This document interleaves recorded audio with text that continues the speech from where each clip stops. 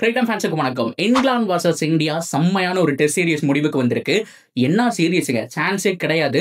Through the end வரைக்குமே இந்தியாவா இங்கிலாண்டாங்கிற மாதிரி தான் போயிட்டு இருந்துச்சு. ரெண்டு டீமுமே ஒரு யங் டீமை கொண்டு வந்தாங்க அப்படிங்கிற மாதிரி தான் சொல்லி ஆகணும். ஸோ யங் பிளேயர்ஸ் தான் முழுக்க இருந்தாங்க. அவங்கனால இந்த சீரிஸ் வின் பண்ண முடியுமா அப்படிங்கிற மாதிரி ஓவராலாக கால்குலேட் பண்ணி பார்க்கும்போது ரெண்டு சைட்லையும் ஃபயரான பர்ஃபார்மன்ஸ் கொடுத்துருக்காங்க.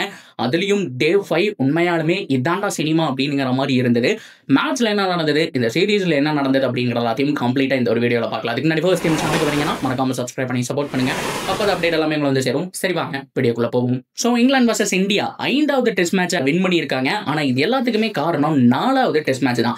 அந்த மேட்ச் ரொம்ப குரூசியலான மேட்சா இருந்தது. அங்கேயே இங்கிலாந்து ஈஸியா அந்த சீரீஸை சேல் பண்ணிட்டு போயிருக்கலாம். அவங்களுக்கு அவ்வளோ வாய்ப்பு இருந்தது. 4வது டேலேயே ஆல்மோஸ்ட் 6 விக்கெட் பக்கம் எடுத்திருந்தாங்கன்னு நினைக்கிறேன். ஒரு பக்கம் ஜட்டு, ஒரு பக்கம் வாஷிங்டன் சுந்தர், இவங்க 2 பேர் விக்கெட் மட்டுமே தூக்கணும்னா டெய்லண்டர்ஸ் தான் ஈஸியா ஜெயிச்சிடலாம்ங்கிற மாதிரி ஒரு சுச்சுவேஷன். ஆனா 4வது மேட்சுடைய 5வது நாள் அவங்க 2 பேரும் ஆடின ஆட்டம் எக்ஸ்ட்ரானரியா இருந்தது. காலையில வந்தாங்க, ஈவினிங் வரைக்கும் பேட்டிங் ஆடினாங்க. 2 பேருமே செஞ்சுரி அடிச்சாங்க. ஸ்டோக்ஸ் கூட அந்த மேட்ச் வந்துட்டு கோச்சிட்டு போயிருப்பாரு இல்லையா, அந்த ஒரு மேட்ச் தான். அந்த மேட்ச் தான் நம்ம டிராப் பண்ணோம். அந்த மேட்ச் மட்டும் இங்கிலாந்து ஈஸியா ஜெயிச்சிருந்தாங்கன்னா அங்கேயே அவங்களுக்கு சீரீஸ் வந்துட்டு சீலா முடிஞ்சிருக்கும். ஸோ அந்த மாதிரி நடக்காம ஹோப் அலைவா வச்சது அந்த 4வது மேட்ச் தான்ங்கிற மாதிரி பாராட்டிட்டு இருந்தாங்க. சரி, ஓகே, இப்போதைக்கு இங்கிலாந்து 2-1 அப்படிங்கிற ஒரு சுச்சுவேஷன்லயுமே கூட அந்த மேட்சை ஜெயிக்கிறதுக்காக இந்தியா போராடின விதம் தான் சூப்பரா இருந்தது. அப்படி பார்க்கும்போது 2-2 சொல்லி இப்ப டிரா பண்ணியிருக்காங்க. செம்மையான ஒரு மேட்ச்ங்கிறதுல மாற்றம் கிடையாது. ஆரம்பத்தில் இந்தியன் டீமுடைய பேட்டிங்ல ஏகப்பட்ட சொதப்பல்கள் பார்த்தோம். ஸோ அதுக்கப்புறம் செகண்ட் இன்னிங்ஸ்ல பயங்கரமா ஃபைட் பண்ணாங்க. அதையும் நம்மளால பார்க்க முடிஞ்சது. ஸோ ஃபைனலா 374 அப்படிங்கிற ஒரு நல்ல டோட்டலை தான் செட் பண்ணாங்க. ஸோ சீக்கிரமாவே பென் டக்கெட் அவுட் ஆனப்பவுமே கூட அவங்களுடைய டாப் ஆர்டர் ஈஸியா கொலாப்ஸ் ஆச்சு. அப்போ ஒரு நல்ல ஒரு வாய்ப்பு இருந்தது. கிராலி அண்ட் பென் டக்கெட் 2 பேருமே அவுட் ஆயிட்டாங்க. பென் டக்கெட் ஒரு 50க்கு அப்புறம் வந்துட்டு அவுட் ஆயிட்டு போனாரு. அந்த இடத்துல ஒரு ஹியூஜ் பார்ட்னர்ஷிப் வந்துச்சு ஜோ ரூட்டுக்கும் ஹாரி ப்ரூக்குக்கும் நடுவில். அந்த சமயத்தில் நமக்கு எவ்வளவோ வாய்ப்பு இருந்தது. சிராஜ் கேட்சை பிடிச்சி பவுண்டரி லைன்ல மிதிச்சதாகட்டும், அது மட்டும் இல்லாமல் ஆகாஷ் தீபுக்கு ஒரு கேட்ச் வந்துட்டு ஈஸியா இருந்தது, அதை வந்துட்டு அவர் விட்டுட்டாரு.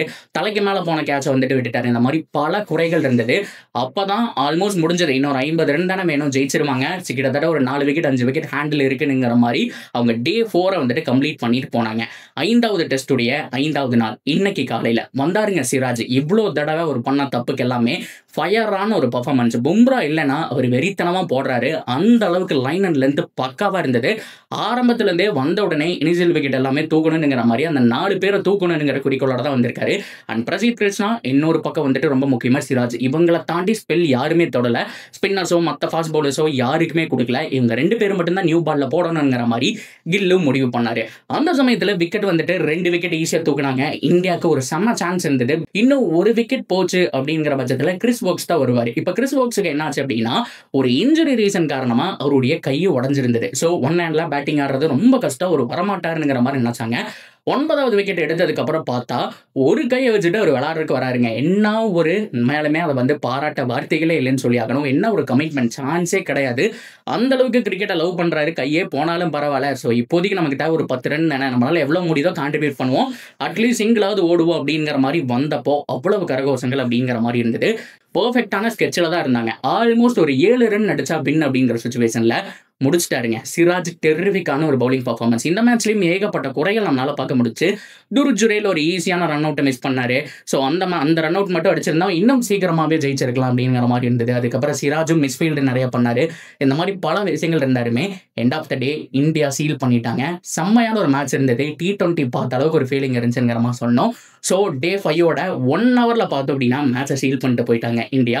ஸோ எனிவே 2 டீமுமே செம்மையா ஃபைட் பண்ணாங்க. 2-2 அப்படிங்கிற மாதிரி இந்த சீரியஸ் டிரால முடிஞ்சது அப்படிங்கிறத பெருமையா சொல்லிக்கலாம். ஒரு குட் கிரிக்கெட்டை பார்த்துருக்கோம். டெஸ்ட் கிரிக்கெட் அழிவுக்கு போகலங்கிறதுக்கு இது ஒரு நல்ல எக்ஸாம்பிள் தான். ஸோ இந்த மாதிரியான மேட்சஸ் தான் வரக்கூடிய காலகட்டத்திலையும் நாங்கள் எதிர்பார்க்கணுங்கிற மாதிரி எல்லாருமே அவ்வளோ வெயிட் பண்ணிட்டு இருக்காங்க. So that's video guys. இதை பற்றின உங்களுடைய கருத்துக்கள் என்னவோ அதை தாராளமாக கமெண்ட்ல சொல்லலாம். அண்ட் தொடர்ந்து அப்படியே இருக்கு சேனலோட நினைச்சிருங்க. சப்ஸ்கிரைப் பண்ணி சப்போர்ட் பண்ணுங்க.